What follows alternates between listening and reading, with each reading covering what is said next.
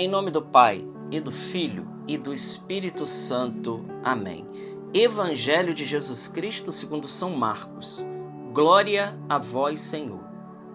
Alguns dias depois, Jesus entrou de novo em Cafarnaum. Logo se espalhou a notícia de que ele estava em casa. E reuniram-se ali tantas pessoas que já não havia lugar nem mesmo diante da porta.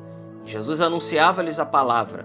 Trouxeram-lhe então um paralítico carregado por 4 homens, mas não conseguindo chegar até Jesus por causa da multidão, abriram então o teto bem em cima do lugar onde ele se encontrava. Por essa abertura, desceram à cama em que o paralítico estava deitado.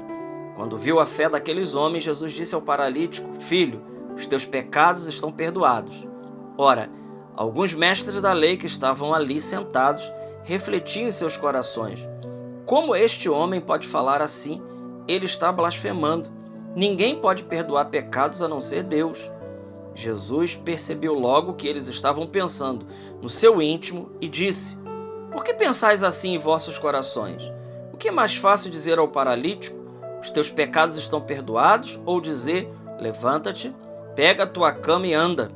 Pois bem, para que saibais que o Filho do Homem tem na terra poder de perdoar pecados, disse ele ao paralítico: Eu te ordeno, levanta-te, pega a tua cama e vai para a tua casa. O paralítico então se levantou e, carregando a sua cama, saiu diante de todos. E ficaram todos admirados e louvavam a Deus, dizendo: Nunca vimos uma coisa assim. Palavra da salvação. Glória a vós, Senhor. Meus irmãos, sexta-feira, 17 de janeiro, texto de São Marcos, capítulo 2, versículos de 1 a 12. Esse texto, ele é um aprofundamento ainda mais daquilo que nós falamos ontem, a respeito do pecado. A lepra, que é uma imagem, nós vimos ontem que é uma imagem do pecado que nos exclui da vida de Deus. Ora, Jesus hoje, ele vai um pouco além, né? E ele fala da paralisia que o pecado ele causa nas nossas vidas. Mas não só isso, ele hoje coloca uma solução para esse problema. Então Deus, sabendo que após o batismo, infelizmente, nós iríamos cair de novo, ele nos deixou então um belo sacramento chamado sacramento da reconciliação ou da penitência, ou sacramento da confissão, né, a gente poderia chamar assim, que simplesmente nos coloca de volta à vida de Deus. E aqui é interessante que nós ouvimos isso muito por aí, né? Você já deve ter ouvido, né? Eu não vou confessar os meus pecados a um padre, não, porque ele é um homem como eu. Eu vou confessar direto a Deus. É um pouco daquilo que os fariseus disseram. Como ele pode perdoar pecados? Como esse homem pode perdoar pecados? Ele está blasfemando. Ora, aqui está o poder da economia sacramental deixada por Jesus Cristo. Meu irmão, minha irmã, cada sacramento administrado na Igreja de Deus, na Igreja Católica, cada um deles, eles operam ex opere operato. Eles operam pelaquilo que contém e significa. Ou seja, isso significa dizer que cada sacramento administrado na Santa Igreja Católica é o próprio Jesus exercendo através dos seus ministros o seu munus profético, régio e sacerdotal. É Jesus exercendo na pessoa dos seus ministros o seu poder curador e restaurador. Ou seja, Cristo continua agindo na sua igreja através dos seus delegados. De maneira que, quando um padre consagra na missa, é Jesus que está consagrando. De maneira que, quando um padre ele está perdoando um pecado, é Jesus, na figura daquele ministro, que é persona Christi, atua em persona Cristo cabeça, ele está agindo na pessoa do ministro. E por isso, é o próprio Jesus que está ali através dos seus apóstolos, porque ele disse: quem vos ouve, a mim ouve, a quem vos rejeita, a mim rejeita, porque ele disse em João 20, 21, a quem vocês perdoar os pecados, eles lhe serão perdoados. Essa é uma palavra bíblica que está lá no Evangelho de São João. Foi Jesus que soprou. Jesus não soprou sobre qualquer pessoa o Espírito Santo e deu o poder de perdoar pecados, não. Essa passagem de João 20, 21, 22, quando Jesus sopra o Espírito Santo, ele está soprando sobre o colégio dos apóstolos. Ele está soprando o Espírito Santo sobre a igreja. E ele está dando, delegando e confiando esse poder que é dele. Não é o poder do Padre, mas é o poder de Deus que age no ministro extraordinário. Claro, e por isso ele se torna poderoso, porque o poderoso, por excelência, está agindo ali na pessoa, naquela pessoa. E olha que coisa maravilhosa! Então é o próprio Jesus, ele disse: a quem vocês perdoar os pecados, eles lhes serão perdoados.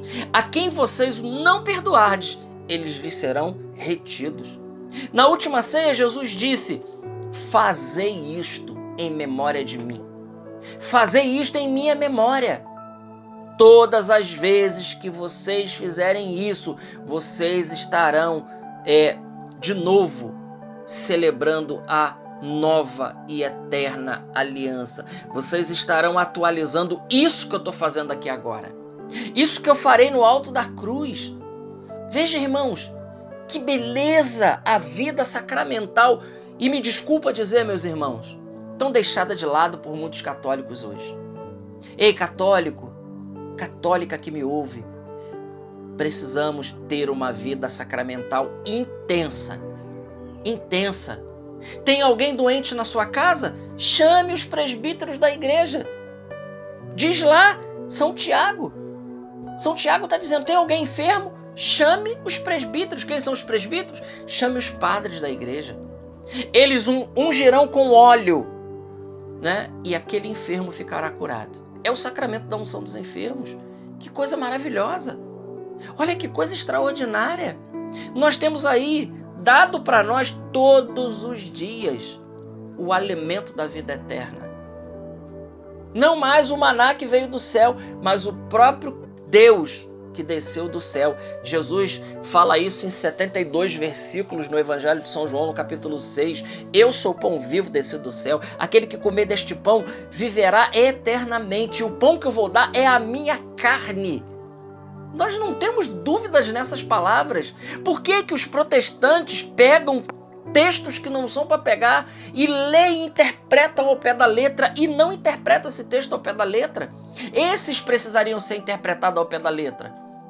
Por quê? Até porque no Evangelho de São João, para aqueles que não conhecem Bíblia, para aqueles que não sabem, né? Eu digo aqui para aqueles desavisados, não estou falando para vocês, mas estou dizendo aqueles que nos atacam e que se arrogam de conhecer a Bíblia, não conhecem a Bíblia, porque se conhecesse a Bíblia, saberiam que o Novo Testamento, ele foi escrito em grego.